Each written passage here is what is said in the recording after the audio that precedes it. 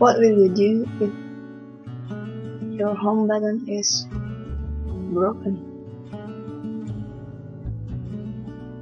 It's really annoying, but Apple got a solution.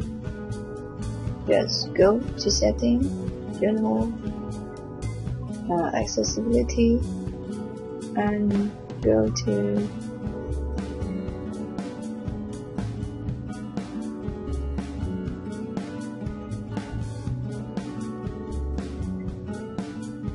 Assistive Touch.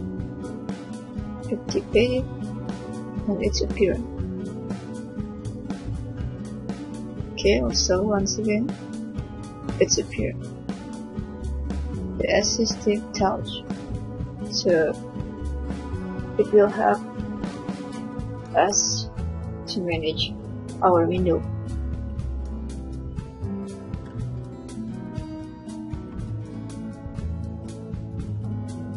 Like this. So whenever the home button is broken, you can activate your assistive touch because the function is